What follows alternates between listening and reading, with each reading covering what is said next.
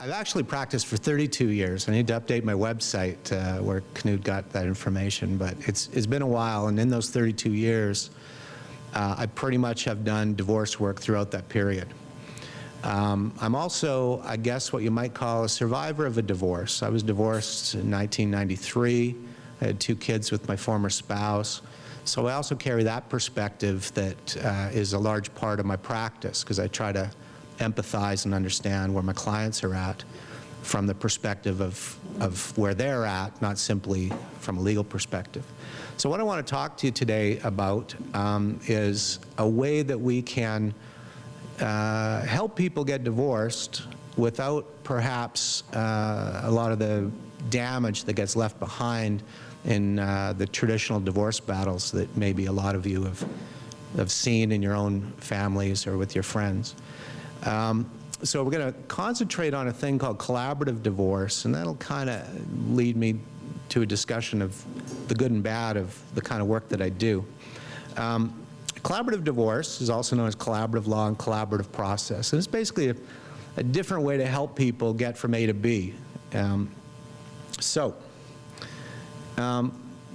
begin with, the basic issues that we deal with when people are in a family breakdown, while they're all different and unique, they carry similar issues that we need to address. And those issues relate to the people actually getting divorced so they can move forward perhaps into new relationships. It deals with parenting, how people are going to organize the way that they take care of their children, both in terms of the time the children spend with each of them and also in terms of the kind of decisions that get made. Dealing with child and spousal support, we need to allocate the resources of the family in a way that is fair for all concerned. And then finally, we need to generally work out how do we divide the things that have been accumulated in that relationship. And so those are the things we deal with. The question, though, is how do we do that? And this is what leads us to collaborative work. And so I'm going to talk about a little bit is what the traditional model is that maybe most of you are already familiar with. And then I'm going to talk about collaborative divorce, which is slightly different, and I think in some very positive ways for some very important reasons that I'll touch on. So let's talk about traditional divorce, something that maybe most of you have had some familiarity with. Maybe you've seen it on television. If you're as old as I am, you've seen LA Law back in the day and other television programs where they have a litigation orientation, which is based on what we call an adversarial system of justice. And the adversarial system of justice, at its simplest, is premised on the idea that if you have 2 people with 2 lawyers, and the lawyers take those people into a courtroom, and they beat the crap out of the other person, and you have a neutral judge watching all this, that neutral judge at some point will discern truth and fairness at the end of the day when he makes or she makes a decision. Some interesting aspects of that, obviously based on what I've just told you, it's not a very cordial event. And I've explained this to my clients that seem like they want to go to court. If your husband or your wife doesn't like you now, they will for sure not like you once I've finished dealing with them. My job is not to put them on a witness stand and to make them look good. It's to make you look good and make them look terrible. That's my job. And that might be fine in a litigation context, but when these people have children and they need to parent the day after they get out of court, that's a problem. The other issue that sometimes people don't realize is you lose a lot of control, because inherent in that process is that a judge is going to impose on both people a decision. So you do your best to influence that judge with your lawyer, but at the end of the day, the lawyers and the parties really don't control outcome. It's up to a judge. It also discourages communication. For one thing, lawyers can't talk to the other party at all. We're bound ethically not to communicate with the other party. But even the parties in the process, when you're in this adversarial kind of system, it doesn't encourage free and open discussion about problems that people have. And that's not necessarily a positive thing. And the final issue that I think is kind of significant, particularly where we have kids, is it discourages trust.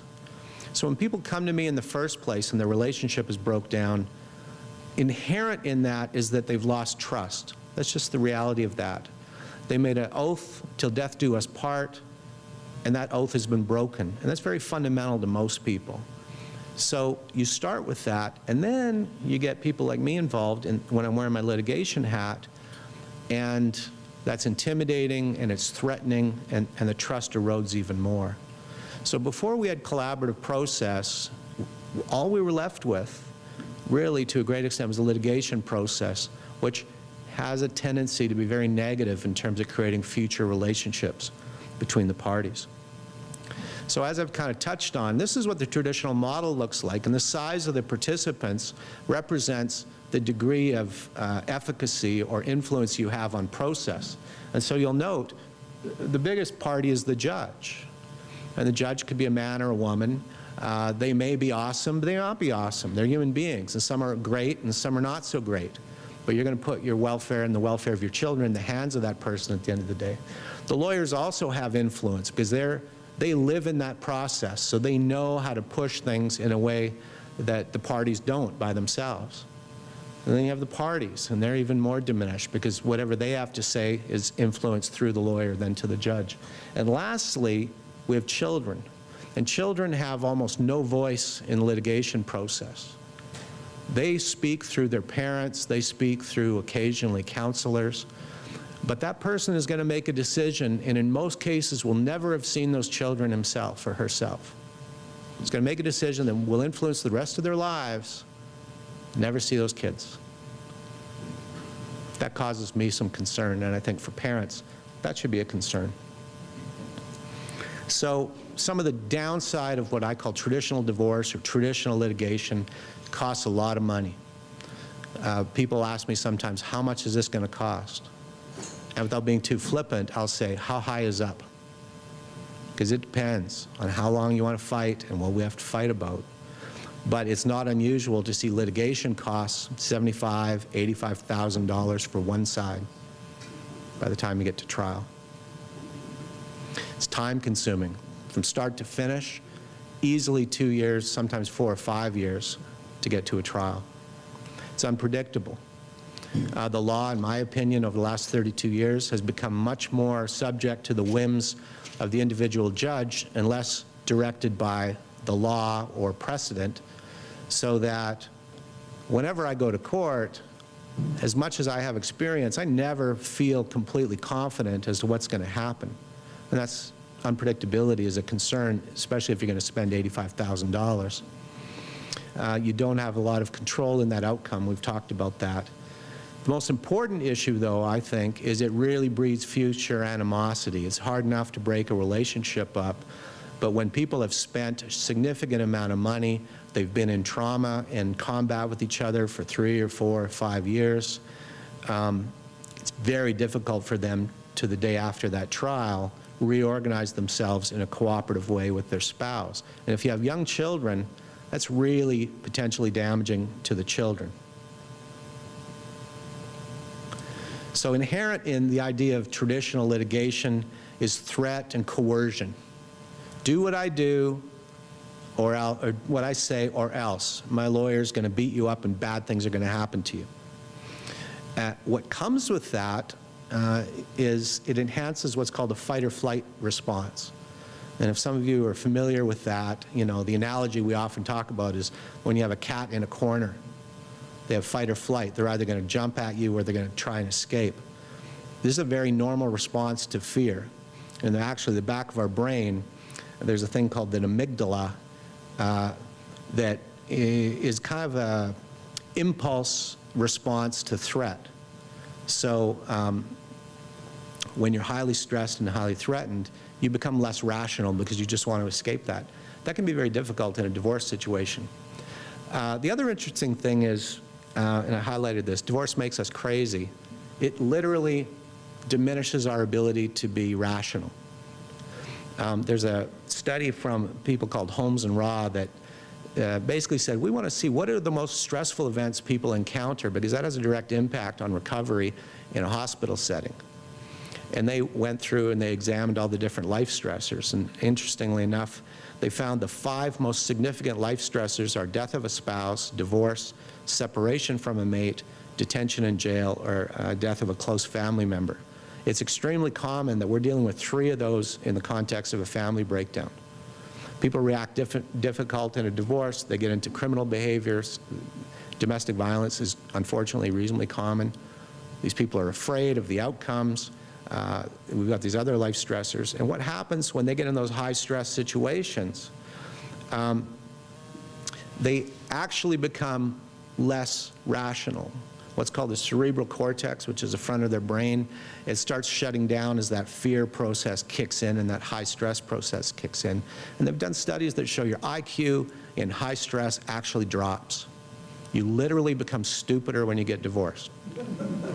And I'm not saying that in a disparaging way, because I've been divorced, and going through that, you get very stupid. You have a difficult time organizing what's the best course of action.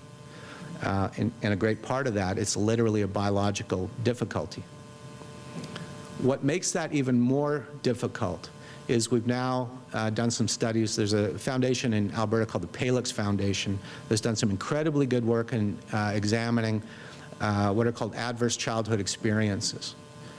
And one of the principal, or two of the most principal adverse childhood experiences that kids are exposed to are high conflict between their parents and addictive behaviors, alcoholism, drug addiction. And these often accompany divorce at the same time. And so what we've discovered, unfortunately, is when children get prolonged exposure to these high conflict or adverse experiences, they have a much higher prospect of addiction issues, alcohol and drugs. They're more likely to become involved in criminal conduct.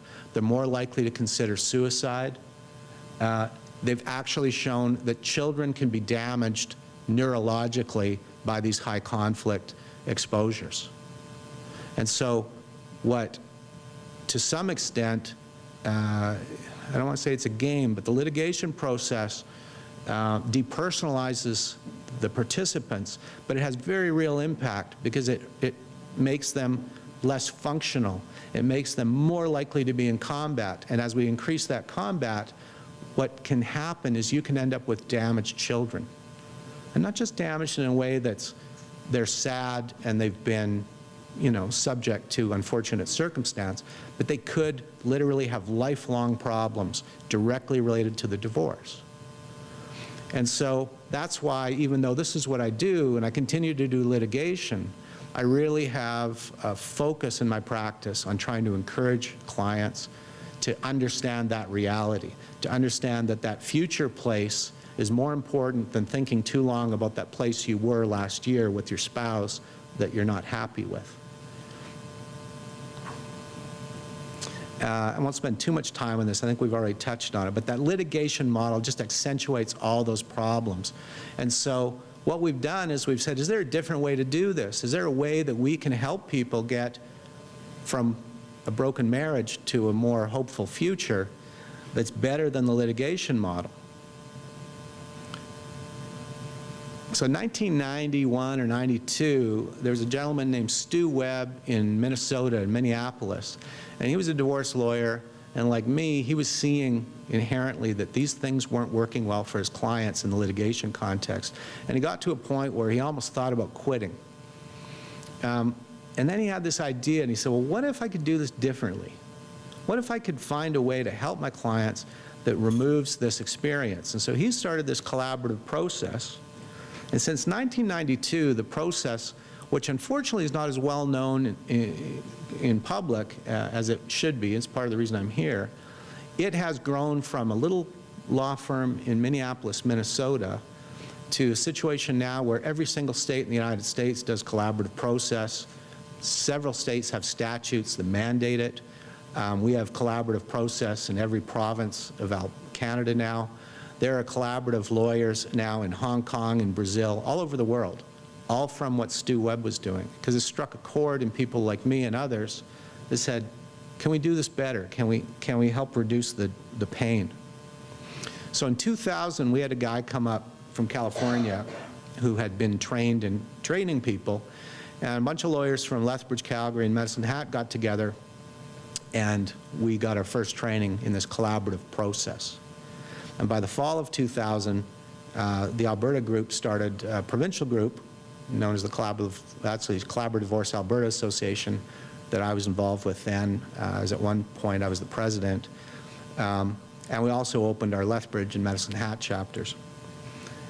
So since 2000 we've been doing this, but what we've noticed is while we're trying to promote it, it still hasn't gained a lot of public understanding, which is really why I'm here today.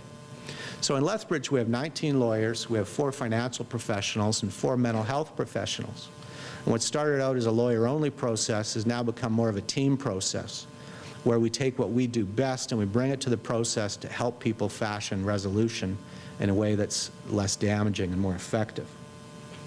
So we have to get training to do this. We don't just call ourselves collaborative lawyers, we get mediation training and we get collaborative training. So what is collaborative divorce? Beyond being nicer. The core of collaborative divorce is training us to negotiate effectively and respectfully with each other. To identify the problem as the problem, not the party. So my wife isn't the problem, it's her concern about this issue. And we literally write things on a board when we do this process so we can point at it and say, what are we going to do? We're a little team here, husband and wife. How are we going to figure this issue out?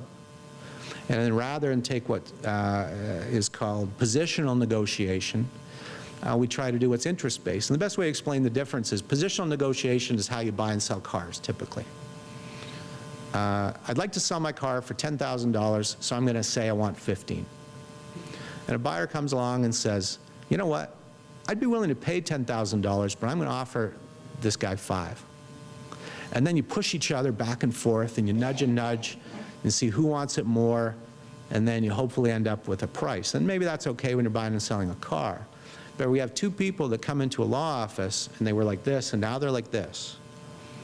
And supposing you're dealing with an issue like support, and you're both afraid of your future based on how much you pay or how much you get. And the husband says, usually the husband, well, I'm willing to pay her $2,000 a month, but I'm going to offer her $500. And the wife says, you know what, I'd probably take $2,000 a month, but I'm going to tell him I want $4,000. Push people out like this.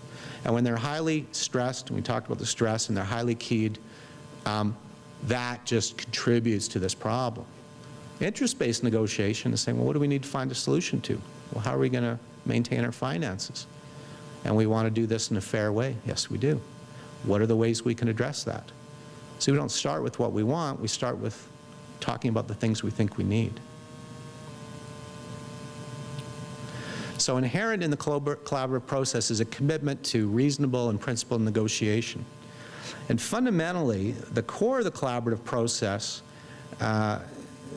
relates to negotiated resolution with established protocols about how we communicate with each other without threat or use of power.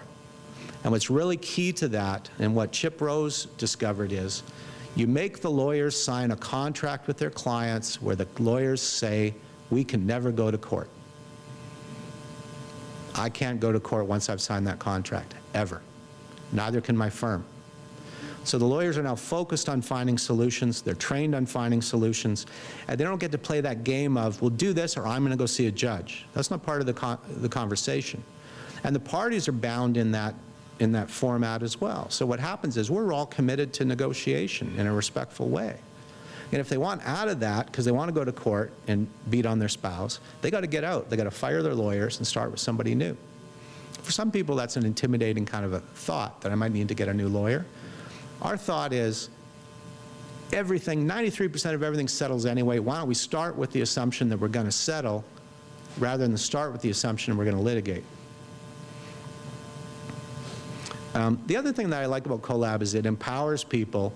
It doesn't disempower them. So it helps people have a voice. It helps people understand how to articulate to their spouse the things they're concerned about in a way that's respectful. And that modeled behavior lends itself very well to future positive conduct. So I'm talking too long, which is typical for a lawyer. I'm going to move very quickly to the idea of a team. What we've done is we've taken it, so lawyers do what lawyers do in negotiation, but we're bringing other people in, including people like Harvey, Labuhn, and people like Cyndi, to add to the process the things that are very valuable that the lawyers don't do as well and may be more expensive at doing badly. So we have several people involved. We have a coach that helps people communicate with each other outside the process, usually a psychologist. We have a child expert that focuses on the kids and how they're doing and what they need and help communicate that to the parents. And then we have a financial professional. So what I'm going to do now is I'm going to back out for a moment, and I'm going to invite Harvey up here to let you know what he's adding to the process now that I've taken up all his time by talking too long.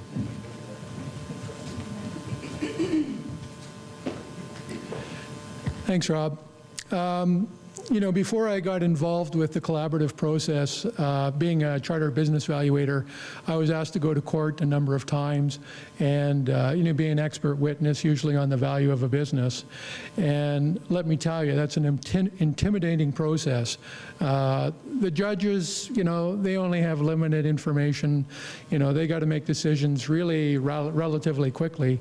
And the lawyers, they're tough. I mean, you know, they can beat up on you pretty good, and they know what they're doing. And the whole process is just really not great.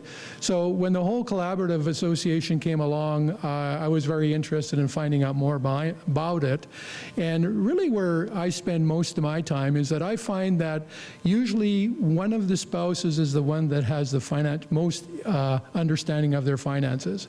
So that's very intimidating for the other person. And that doesn't help matters. So under a litigation process, you each go get your own accountant, and guess what? You know, I think most of you realize is that the numbers are not always an exact total, right? You know, we can be very creative sometimes, and so you can end up with a really wide range of numbers.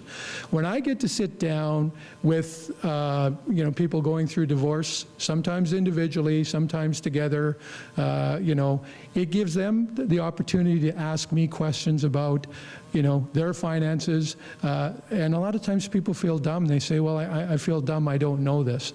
And that's just, it's unfortunate it is that way, but that happens an awful lot. So being able to sit down with them and, you know, be able to explain to them and answer their questions individually and sometimes as a group is really, really powerful, and I find it really does come to a great solution.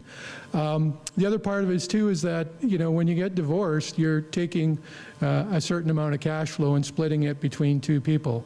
So now you're dealing with two houses, two homes, whatever it is, and cash flow, you know, following a divorce is a real problem. And so if you're not paying attention to the tax rules and, you know, some of the rollover provisions that are allowed, you can actually end up giving Revenue Canada a whole bunch of money that they don't even want. And why does that happen? Because you want to get it over and done with, and you sometimes make some really poor decisions. So I do spend an awful lot of time going through that aspect of things and making sure that they understand the rules. When it comes to support, child support, spousal support, there are certain guidelines that are provided, legal guidelines on how to calculate the income. In a litigation process, those numbers are set, and you cannot divert from them. In a collaborative approach, you can talk because there is some variability there, and I find that sometimes we can come up with a creative solution that helps both sides. So it's a really important part of what's going on. Probably the most important thing, though, with all this collaborative stuff is that when we sit down as a group, it's amazing how powerful that group can be.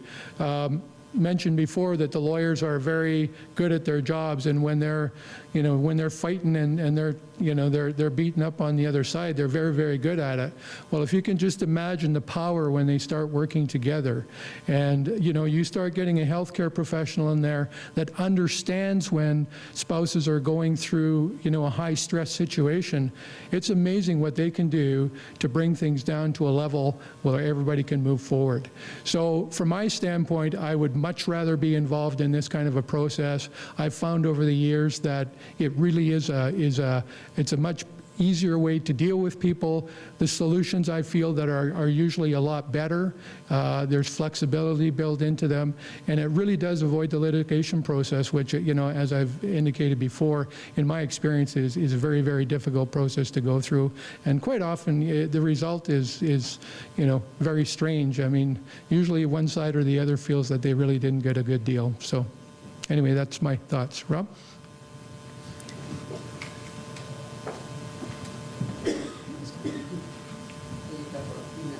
All right, thank you, Harvey. I'll just kind of wind up. the diagram just shows that the goal is using all of our resources and to focus the parties on finding solution, to help people get from here to there in a way that's most likely to be positive as opposed to negative. So we're here today, and we really appreciate the opportunity to talk to you, to hopefully have you think about it, to talk to people that may be going through family problems, and to consider at least this as an option. And the last thing I'll say, and I'll use my own life as an example. It's still difficult for me. My son, he's 27 years old. He left today for Taiwan. He's living in Taiwan for a year. He was 1 year old when I got divorced, when I separated. And when he graduated university, the University of Alberta, we had dinner, and I was there with my wife, my now wife, and my ex-wife, and her husband, and her parents, and my parents, all at the same dinner table. And after dinner, my son pulled me aside, and he told me how much he appreciated that he could experience that with both of his parents, and then he didn't have to feel torn at this incredibly important part of his life. And I tell my clients that, and I say, focus on tomorrow. Don't focus on yesterday. Because if you can have that with your kids, and it's not easy. I didn't always get along with my ex, trust me. And it wasn't all her fault either. If you can do that, that's incredibly valuable. And collaborative gives you, in my opinion, the best opportunity for that to be a reality if you're going through that. So thank you again so much for this opportunity, and I'd happy, and Harvey, I'm sure, would be happy to answer any questions that you might have.